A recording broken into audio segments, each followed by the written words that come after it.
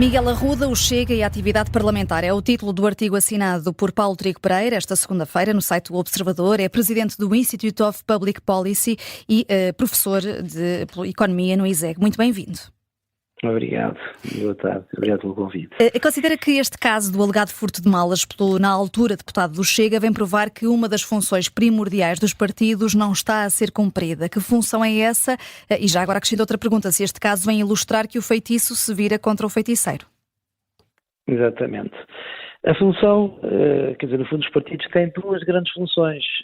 Uma função é selecionar pessoal político para cargos políticos eletivos, e outra função é selecionar pessoas também qualificadas, idóneas e competentes para dirigentes da administração pública.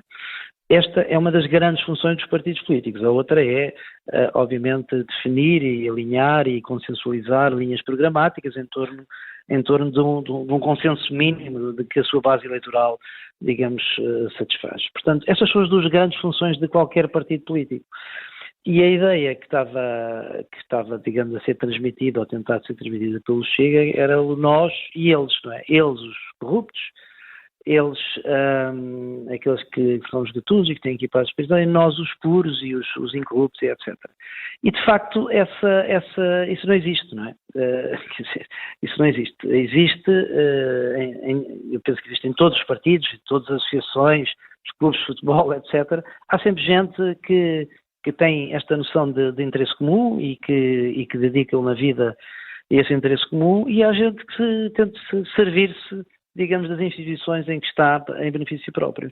E isto foi bater, digamos assim, à porta do Chega penso que da pior maneira. Quer dizer, este caso é um caso caricato, não é? Quer dizer, um deputado a furtar, alegadamente, a furtar malas num aeroporto é algo que mostra claramente que toda esta narrativa do Chega foi por água abaixo. Quer dizer, não há eles agora tentam fazer, Chega tenta fazer assim um cordão sanitário, como quem diz, este plano não tem nada a ver connosco.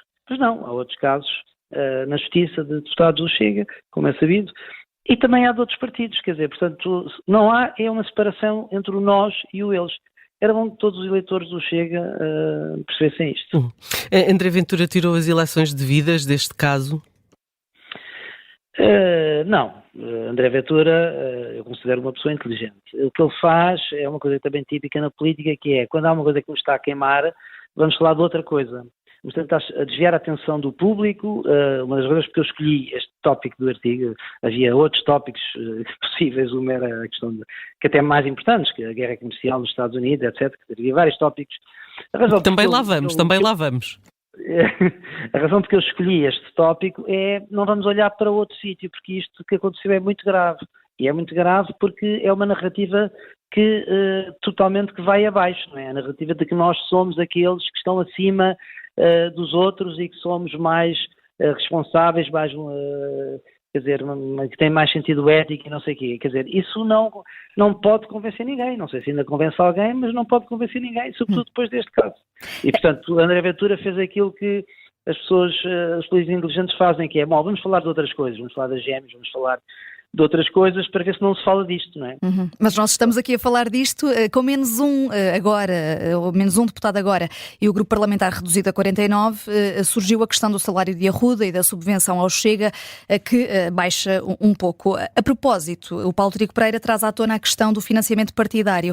É um tema que devia voltar a ser discutido, até por causa também dos contratos, ou a falta deles, e quem paga, e por que via, como aconteceu no Bloco de Esquerda? Certamente que devia.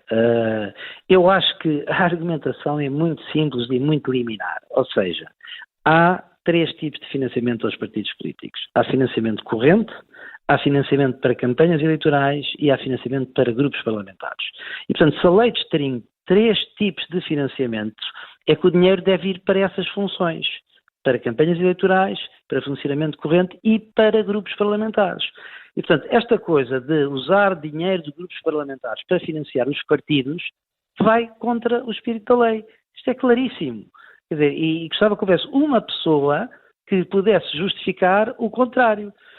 O Ministério Público fez aquela ação que eu tive a oportunidade também no Observador, no outro artigo, de criticar, porque achei que era desproporcional e foi um bocado ad hominem, foi a Rui Rio, Portanto, na forma eu critiquei, mas na substância o Ministério Público tem completamente razão.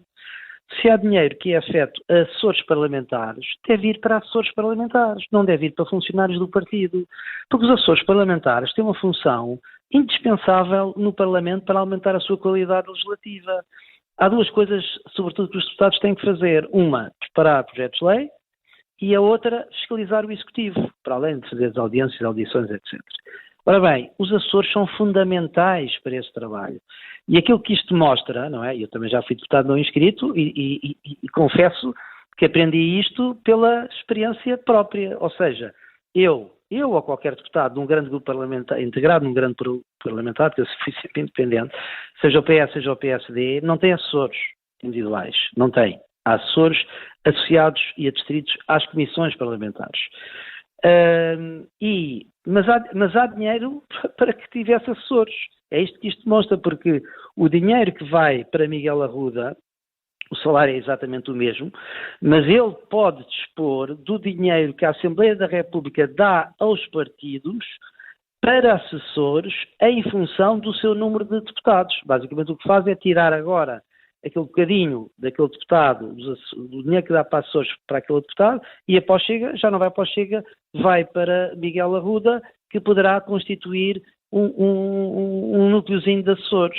Eu, com essa verba, consegui contratar um assessor full-time e 2 assessores part-time. Portanto, aquele trabalho que eu fiz no último ano, os projetos de lei que eu apresentei, etc., pude fazê-lo. Ou seja, essas verbas existem. Agora, tem-se dito que essas verbas vão para pagar a funcionários do partido. Não tem. O legislador não foi assim que pensou. E se pensam de outra maneira agora, não é? Então mudem a lei. Eles são os legisladores. Isto não faz sentido nenhum. Eles são os legisladores. Eu acho que a lei está certa, ou seja, está a consignar, digamos assim, verbas aos assessores de grupos parlamentares para aumentar a qualidade do seu desempenho. Portanto, eu acho que a lei está certa, mas eles até têm poder para alterar se acharem que está errada, não é? Agora, não aplicar a lei é que me parece que não faz sentido nenhum, não é? Temos já pouco tempo, mas não queria deixar de ir a esta questão das medidas protecionistas de Donald Trump e do facto da União Europeia poder ser o próximo alvo. Quão preocupados devemos estar? Eu acho que não devemos estar muito preocupados, ou seja, o Donald Trump é um empresário que agora acontece ser presidente dos Estados Unidos e usa a sua lógica empresarial na sua mundividência. Portanto, ele está a testar, não é? E está a testar primeiro com o México, a China e o Canadá, estas novas taxas aduaneiras ou o aumento das taxas aduaneiras. Ele não sabe o que é que vai acontecer. Ele espera que os outros não retaliem, todos os outros já disseram que vão retaliar. E muito bem. E, portanto, isto vai abrir, ele está a abrir uma guerra comercial, do qual ele não sabe as consequências, e está assessorado por maus economistas, certamente, não é? Que lhe estão, digamos, a apontar nesse sentido. Eu acho que ele, se for minimamente inteligente, vai esperar um bocadinho para ver o que é que esta primeira fase dá, não é? E vai ver que isto não vai dar grande coisa. Portanto, eu estou relativamente otimista, porque é assim, o Canadá, que até está muito perto da China, se o Donald Trump de facto implementar estas medidas, tudo indica que o fará, vai não só retaliar, como de tratar dos seus acordos comerciais com a China, não é? Como Putin fez com a China também. Portanto, quem vai perder é os Estados Unidos. Quanto tempo é que ele vai demorar a aprender isto? Não sei.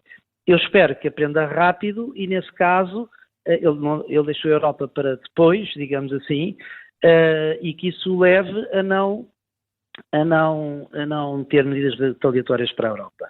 Mas, independentemente disso, e de eu até ser relativamente otimista, eu acho que a Europa tem que se preparar já. Ou seja, tem que se preparar já para, se ele de facto avançar com medidas para a Europa, quais são os bens que mais vão doer na economia americana e no cidadão americano. Portanto, a Europa tem que se preparar já para uma guerra comercial com os Estados Unidos. Embora eu estou otimista e acho que ela não vai acontecer porque as consequências, digamos, das medidas que ele está a tomar já vão ser imediatas. Vão ser imediatas, quer dizer, o impacto na inflação em determinados bens e também nas cadeias de valor e também em certos setores, mesmo a própria indústria automóvel, vão ser muito rápidas. Muito rápidas. A Europa tem de arrepiar caminho. Muito obrigada, Paulo Trigo Pereira, por ter sido o nosso colunista do dia. Há de resto uma nota de rodapé no artigo que o professor do ISEG assina no nosso site esta segunda-feira sobre esta questão das políticas proteccionistas de Donald Trump, mas é um artigo... Fica para um próximo artigo, certamente. Mas é um artigo desta semana, muito dedicado ao Chega e a uma narrativa que, diz Paulo Trigo Pereira, vai agora por água abaixo, depois do caso Miguel Arruda.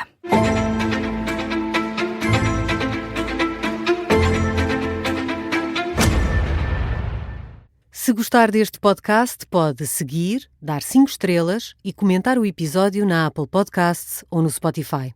Pode também subscrever e gostar no YouTube. Assim recebe uma notificação sempre que houver um novo episódio.